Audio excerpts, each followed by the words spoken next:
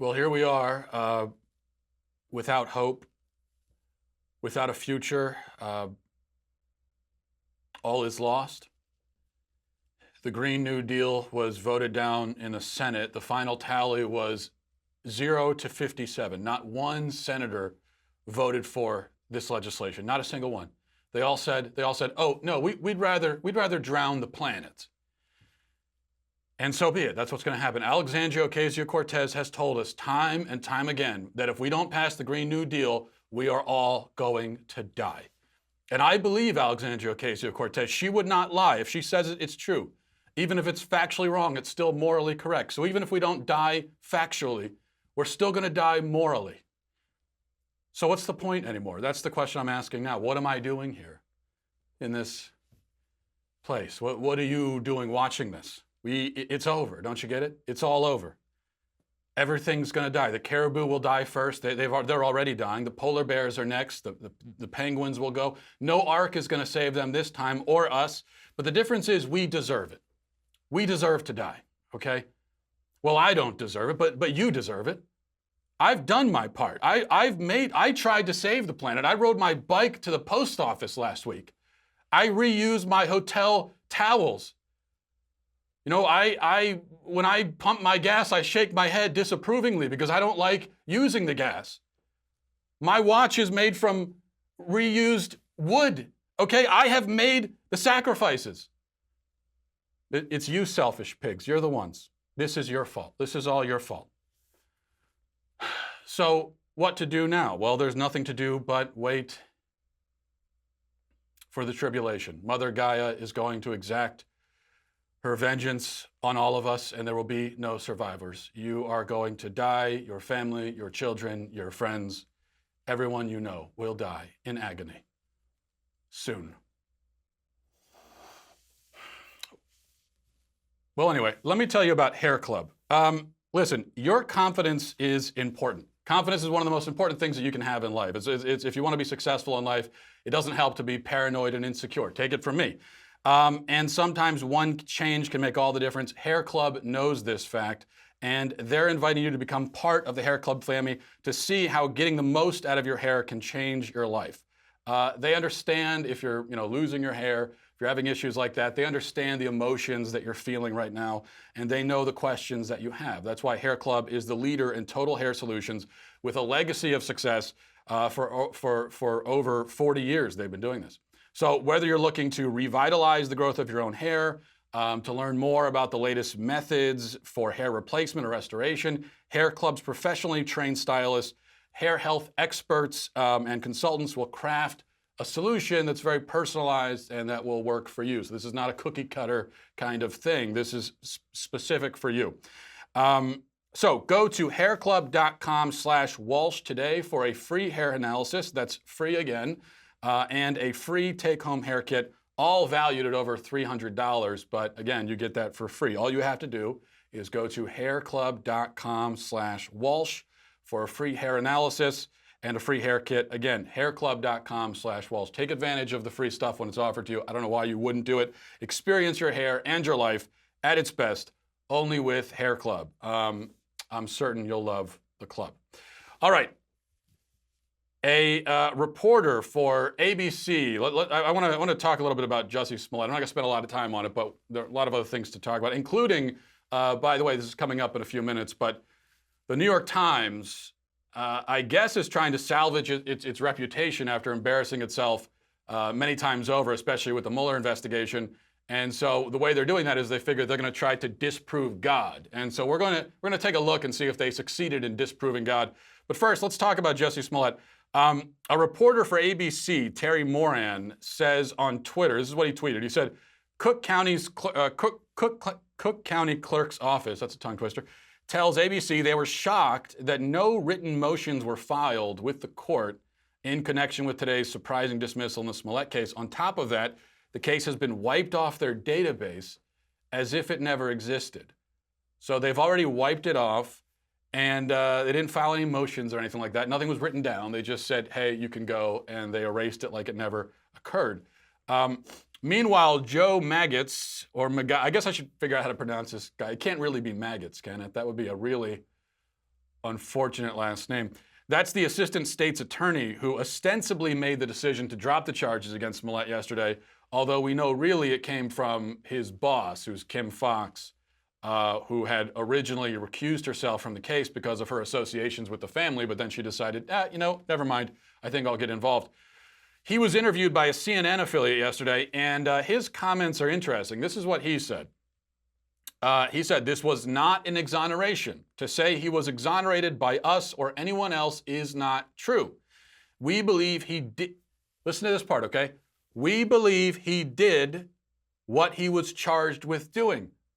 So the people who dropped the charges are convinced of his guilt. They just said, yeah, he did it. This was never about his innocence. And Smollett obviously knows that, by the way, which shines a different light on his comments that he made outside of the courthouse. You may remember yesterday, he gave that triumphant press conference, and let's watch those comments again. I've been truthful and consistent on every single level since day one. I would not be my mother's son if I was capable of one drop of what I've been accused of. This has been an incredibly difficult time, honestly one of the worst of my entire life. But I am a man of faith, and I'm a man that has knowledge of my history, and I would not bring my family, our lives, or the movement through a fire like this. I just wouldn't. So he's playing it up like he's been vindicated, right? He's celebrating like this was, like he'd been proven innocent or something like that, when he knows that that's not the case. So the guy is a pathological liar and a sociopath. He's such a pathological liar that I'm sure even the Clintons are looking at this guy and they're impressed with the way, with just. It's hard for me to even say that he's a good liar because you can tell that he's acting, but he obviously has no qualms about lying. He has no issues with it. So what we have here is a guilty man who everybody knows is guilty, who even his allies at the state's attorney's office, and that's a problem that he has allies there, but he does, even his allies at the state's attorney's office, they say that he's guilty, and yet he's being allowed to go free with his record wiped clean because he's rich, famous, and connected. And that's not my interpretation of what's going on. That is just what's happening, clear as day for all to see. And really, this is what gets me about it, and this is why I think it's so important. It's the blatant nature of this corruption is what makes it all the more harmful. So it's one thing if you've got these kind of corrupt deals that are hashed out behind closed doors in dimly lit, smoky rooms and that kind of thing. We all know that stuff happens. And it's not good. I'm not saying that it's good or it's, it's okay because they do it secretly.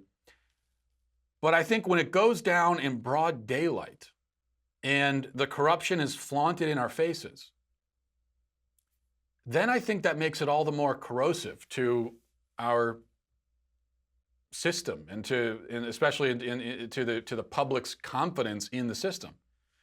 Because now we're being told to just simply accept that we have a two-tier justice system and some people are more equal than others, and that's the way it is. And they're simply putting it out there for us to see and saying, yeah. It's one thing for us to have theories that it works this way or that a corrupt deal was made. It's another thing when the corrupt deal makers are out in public basically saying, yeah, that's the way it goes. That's what's going on here. What of it? What are you going to do about it? And I think as far as what needs to be done about it, I think Trump needs to get the DOJ involved because this isn't simply a guy faking a hate crime, which is bad enough already. When you hear something like, well, it was just a false police report, well, that's a crime that can vary in terms of its degree of severity depending on the situation. And when you're faking a hate crime and you're famous and you're putting it out there for everyone to see, that is a really, really serious crime. But on top of that, now we have corruption in government. So I think the DOJ needs to get involved. One other point about this before we move on. You're hearing a lot of people in the media try to obfuscate and get around what they know to be just straightforward corruption and injustice. And they're trying to get around it by saying, oh, gee, this is such a such a complicated, weird, crazy thing, and I don't know what to think about it. Nobody knows what to think about it. I guess we'll never know what happened, and then they just want to move on. No, it's not confusing. It is weird in many ways, but it's not confusing. We all do know what to think of it. It's extremely clear to all of us, so that's not good enough.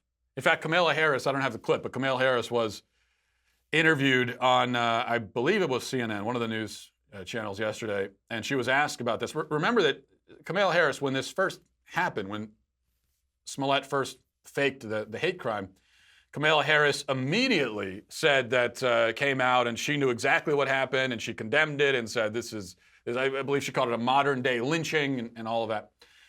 Well, now she's gotten tongue-tied, and she was asked about it last night, and she said, well, I don't know, I'm at a loss for words. Who knows what to say about this? It's all just so confusing.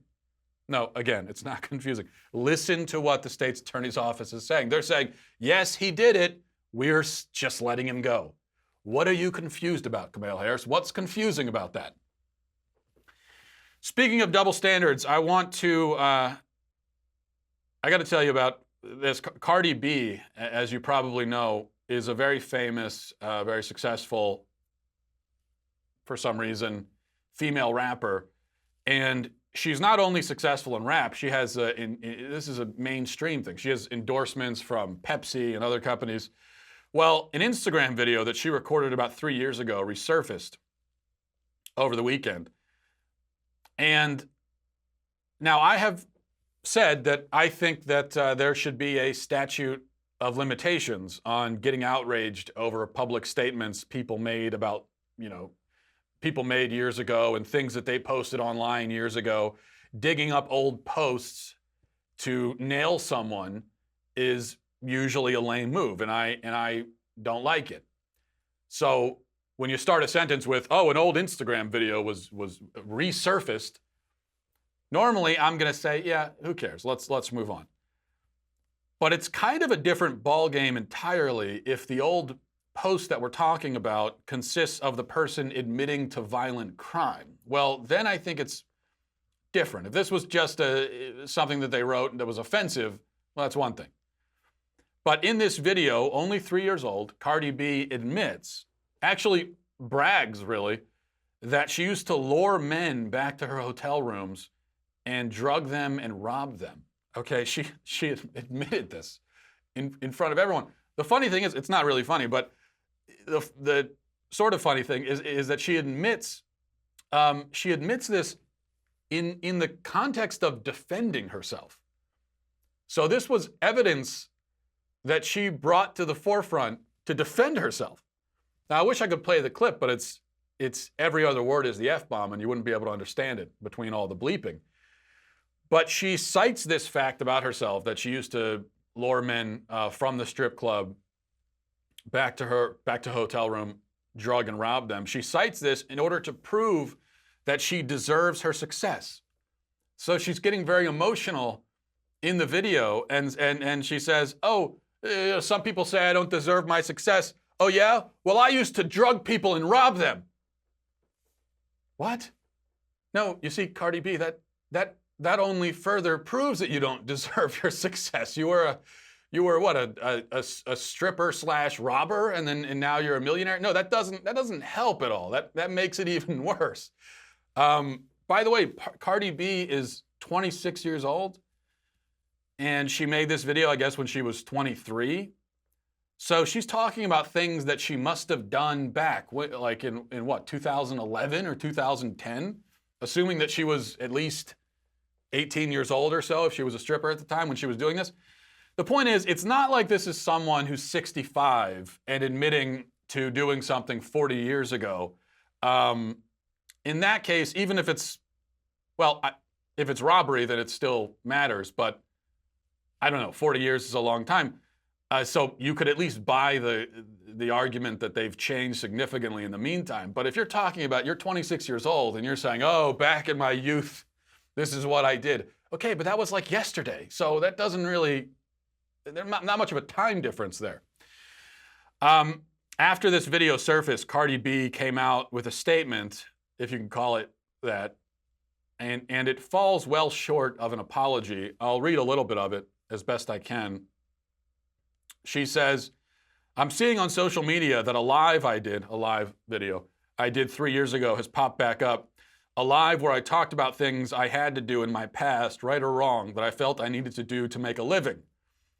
I never claimed to be perfect. I mean, some people, the things they had to do to make a living would include maybe landscaping, working at Burger King. No, she had to lure men back to her hotel room and rob them. Is what she had to do. I never claimed to be perfect or come from a perfect world with a perfect past. I always speak my truth. I always own my S. I want to say it's good that she owns her S. That's certainly wouldn't want anyone else to have to own it. But, and no one is saying, Cardi B, that you have to be perfect. I'm not perfect.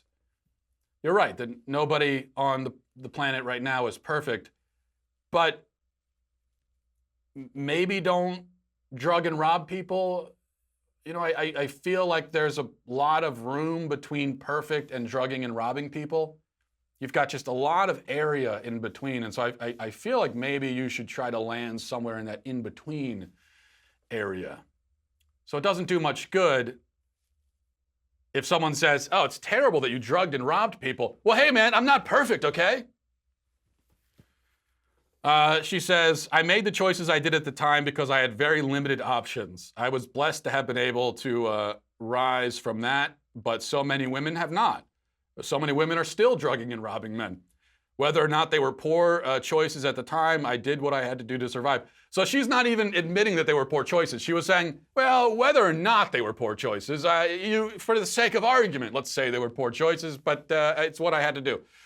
The men I spoke about in my live were men that I dated, that I was involved with, men that were conscious, willing, and aware. I have a past that we can't change. I guess I should have, what? So the men that she drugged and robbed, she was dating, and they were conscious, willing, and aware. So they were willing to be drugged and robbed?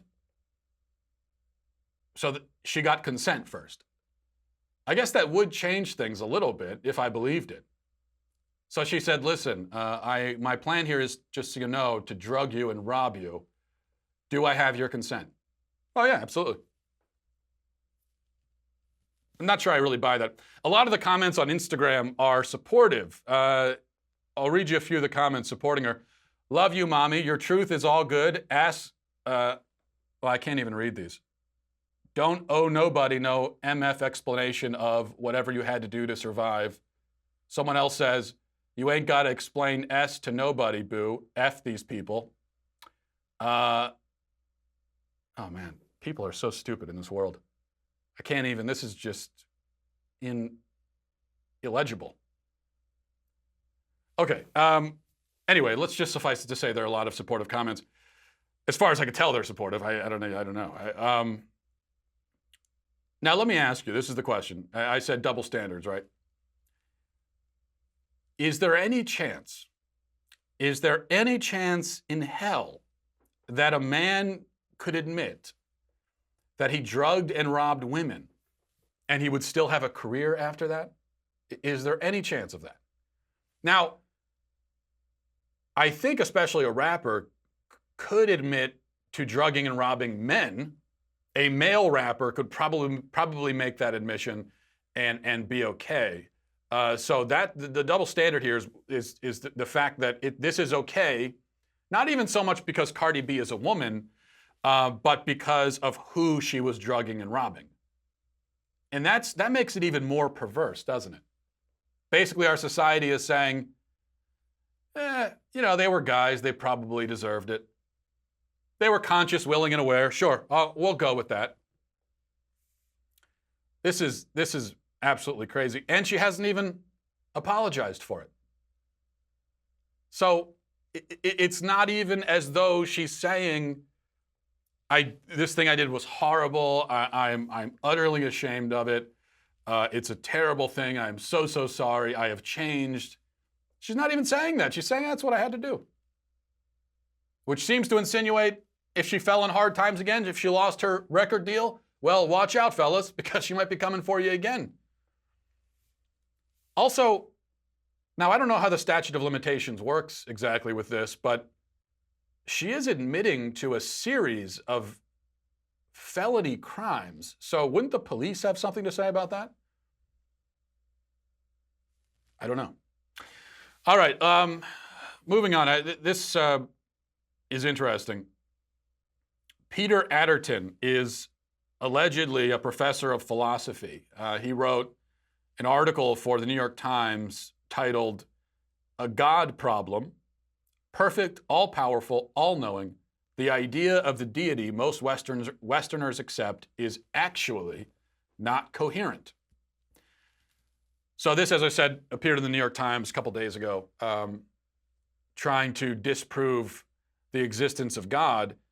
And this guy he's writing quite a check with that headline. He's setting the expectation that he will essentially disprove God by demonstrating that the very idea of God is logically impossible. That's what he's claiming he's going to do. Now, I will say that this is probably I would say this is probably the best available tactic for an atheist if they want to disprove God. And most atheists will say that they don't have to disprove the existence of God because the burden of proof isn't on them.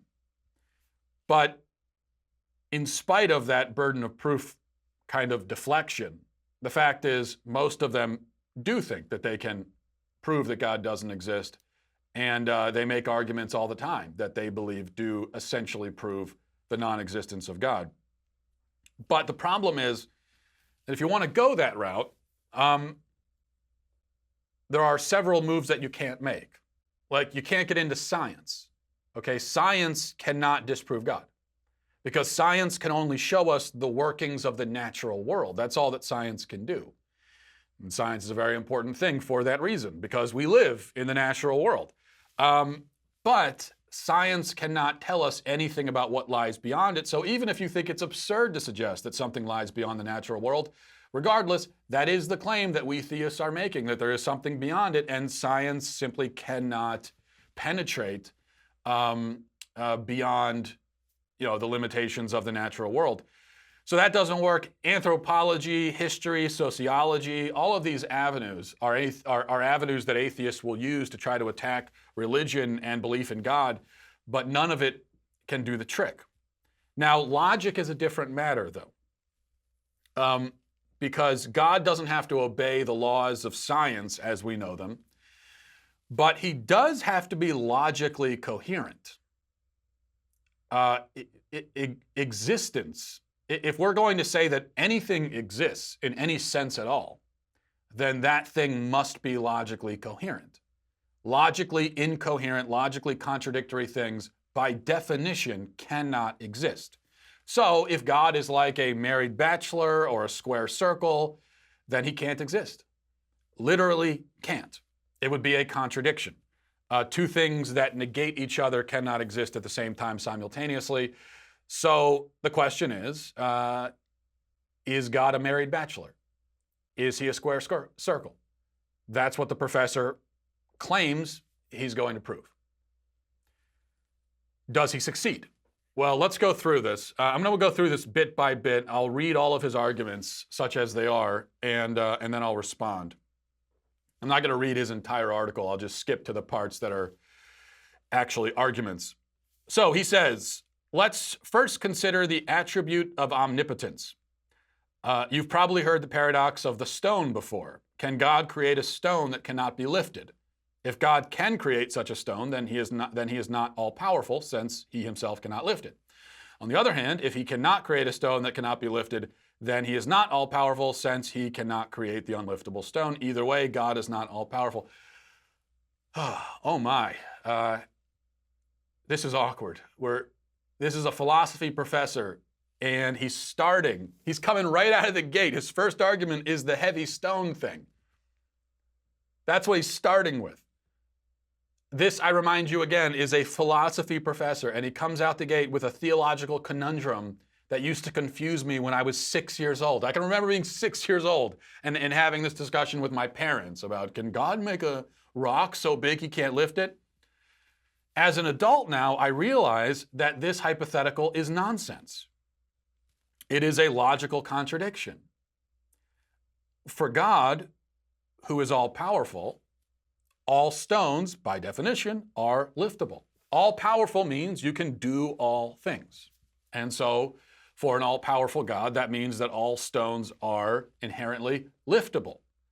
So what you're really asking is, can God create a liftable, unliftable stone? And the answer obviously is no. That's an easy answer, easy question to answer. No, he can't do that. Does that prove that he's not all-powerful? No. Because it's in the same sense that he can't create a square circle, he can't exist and not exist at the same time, he can't make north-south and south-north, he can't make chili with beans in it. These are logical contradictions. If a thing has four sides, it's not a circle. If a thing has beans in it, it's not a chili. That's just the way that it goes. So this question is nonsense. You may as well disprove God by saying, can God blibbity-blue? Well, no, he can't blibbity-blue because that doesn't mean anything. He continues a little later on. He says, let's see, can God create a world in which evil does not exist? This does appear to be logically possible. Presumably, God could have created such a world without contradiction. It evidently would be a world very different from the one we currently inhabit, but a possible world all the same. If God is morally perfect, it is difficult to see why he wouldn't have created such a world, that is, a perfect world. So why didn't he? The standard defense is that that evil is necessary for free will. Well, not exactly. We'll get to that in a minute. According to the well-known Christian philosopher Alvin Plantinga, to create creatures capable of moral good, God must create creatures capable of moral evil. And he can't give these creatures the freedom to perform evil and at the same time prevent them from doing so. However, this does not explain so-called physical evil, suffering, caused by non-human causes like famines, earthquakes, etc., nor does it explain, as Charles Darwin noted, why there should be so much pain and suffering among the animal kingdom. Okay, so the problem of evil. He goes from unliftable stone, and then next he's going to the problem of evil. This can be separated into two basic categories: man-caused evil and non-man-caused evil, or what we might call natural evil. The man-caused evil really presents no challenge whatsoever. Now,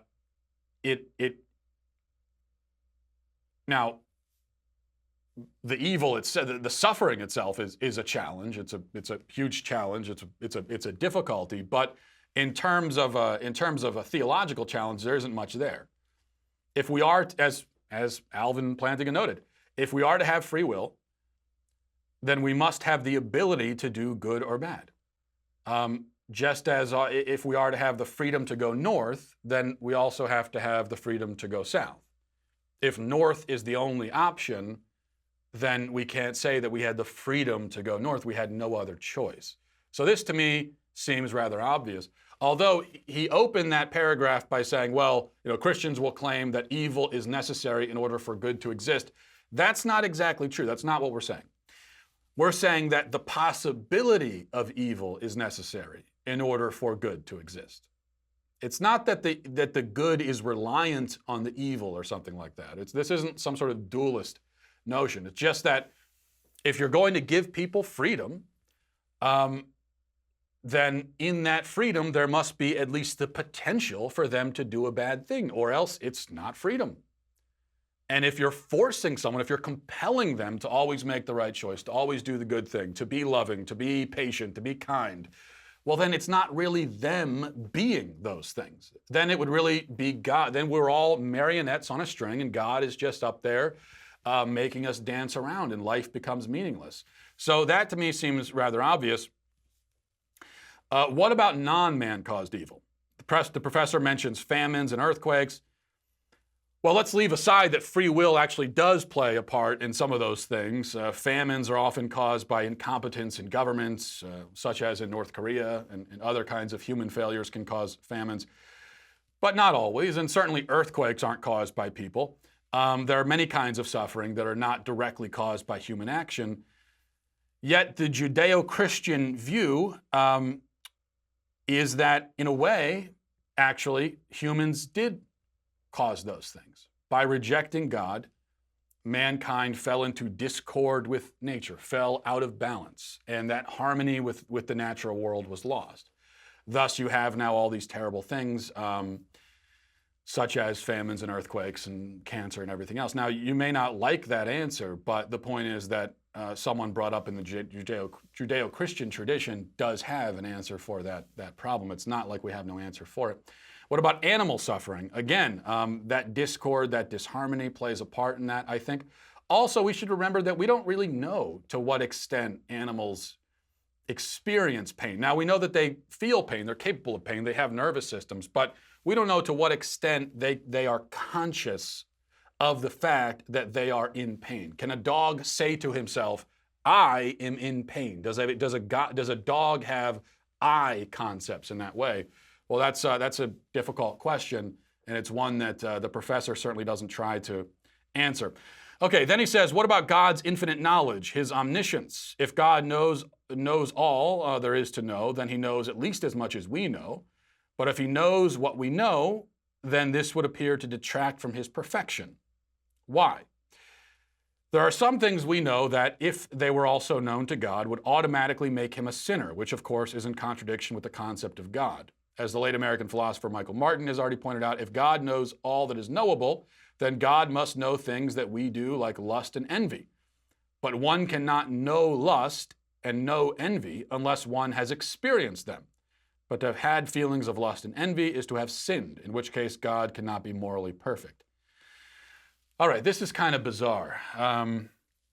He's arguing here that God would need to be sinful in order to know everything.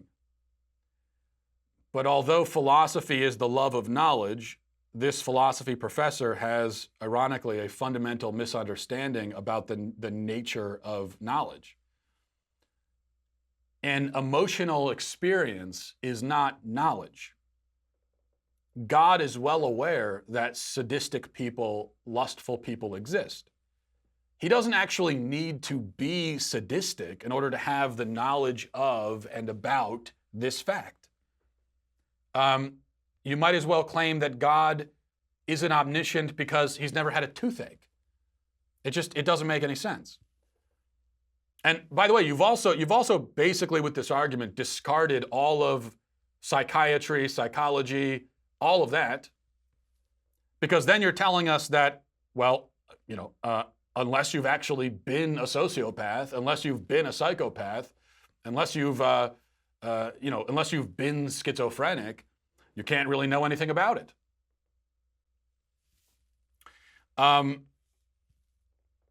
This is sort of a similar argument to the one that a kid in Sunday school might pose to his teacher to try to stump his teacher. If God is all-powerful, then can he sin? Can he tell a lie? And if he can't sin, then he must not be all-powerful. And if he can, then he's not morally perfect, right? But this is a misunderstanding of power. Sin is not an act of power. It's a lack of power. It's an act of weakness. A person sins because they have no control over their impulses and their desires. An all-powerful person would, by necessity, be sinless. So when we say that God is all-powerful, all-knowing, when we say all-powerful, we mean that he is literally all power. He has only power. He has no weakness, if you want to put it that way. Which means that, yes, he cannot be weak. But that doesn't mean that he's not all-powerful. You see, it just doesn't make any sense. You're saying if God is not weak, if God can't be weak, then he can't be powerful? What? In a similar way, people who give in to lust or sadism or whatever else, they are not gaining knowledge in doing this. They are, in fact, demonstrating a lack of knowledge. They're demonstrating a lack of understanding, a lack of wisdom. Remember, part of omniscience is knowing everything that will happen. Well, if you could see in real time the negative consequences of your bad actions, then you would probably be less tempted to do them, right?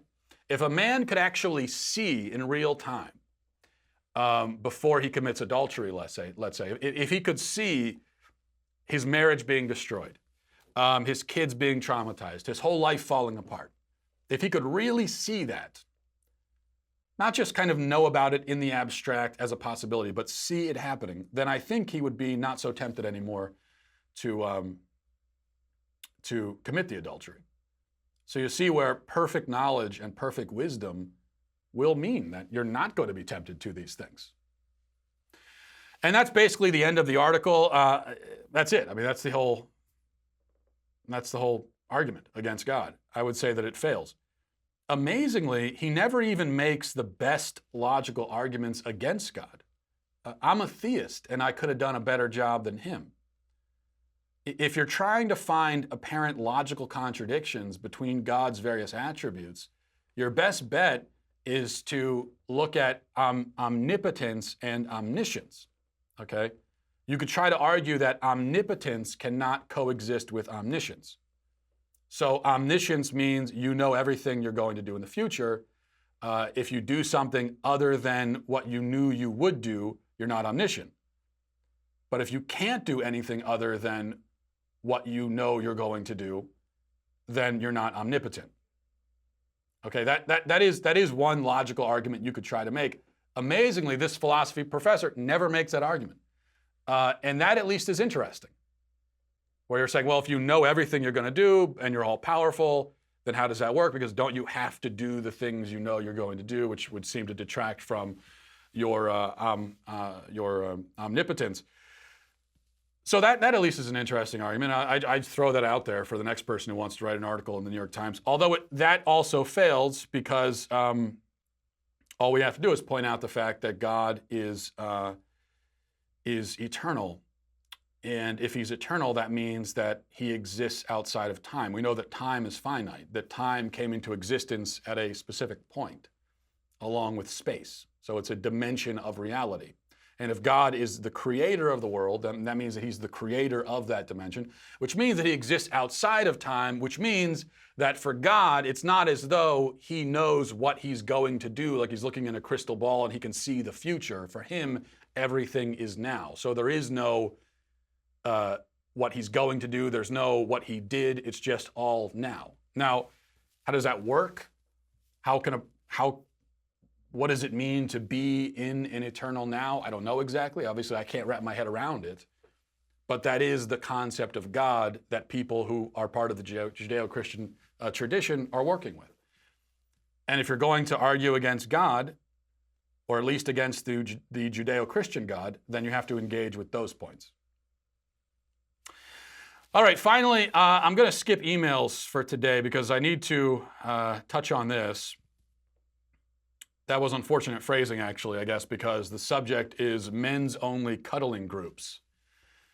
The Daily Wire reports, a Plymouth, Pennsylvania men's group is introducing an all-men's cuddling event in order to help men redefine masculinity in their own lives and to cope with past sexual abuse.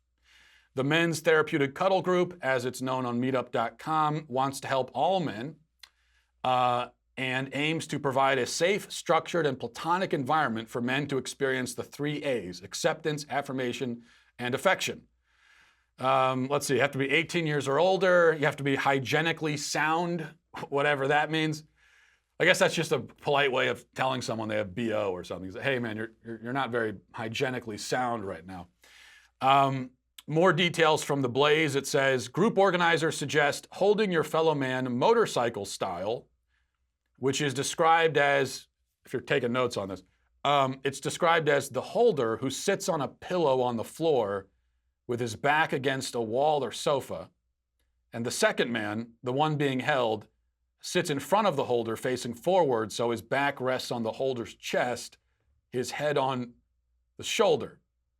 The holder will embrace the man around the chest and in time maybe ask for additional forms of affection such as hand-holding, hair or beard stroking, back rubbing, and hand massages. Other options reportedly include spooning and the cuddle train. Now, unfortunately, there is no explanation or description provided for the cuddle train, but I guess we can, if we want to, imagine it. Here's the good news. The event is in April, and you can still sign up for it, fellas, if you want to. There's plenty of space. available, although there won't be a lot of space on the cuddle train. So don't miss out on your chance to be groped by strange men. So I guess the point here is, one, to combat toxic masculinity, which, yeah, mission accomplished. You have utterly obliterated masculinity. So that you've done. Goal achieved. And then also, though, they're trying to help heal sexual abuse. Well, that's kind of strange, because it seems to me that sexual predators might be exactly the sorts of people attracted to an event like this, right? So basically what they're saying is, come out and put yourself in a position to be sexually abused again in order to heal from sexual abuse. That strikes me as a bit deranged. The whole thing does, really. Listen, if you're looking for some male bonding, just go to the bar, have a pint, play some pool or something. I think cuddling maybe takes it a step or two too far. But then what do I know? Because I am someone who has been, I like to think, plagued by toxic masculinity. After all, look at my beard, which has never been stroked by a man, which apparently is one of the options at the cuddle group. All right, we will leave it there on that very awkward note. Thanks for watching, everybody. Thanks for listening. Godspeed. I'm Michael Knowles, host of The Michael Knowles Show. Cook County prosecutors abruptly and bewilderingly drop all charges against hate crime hoaxer Jussie Smollett, who now, like OJ, will no doubt go on the hunt for the real attackers. Check it out at dailywire.com.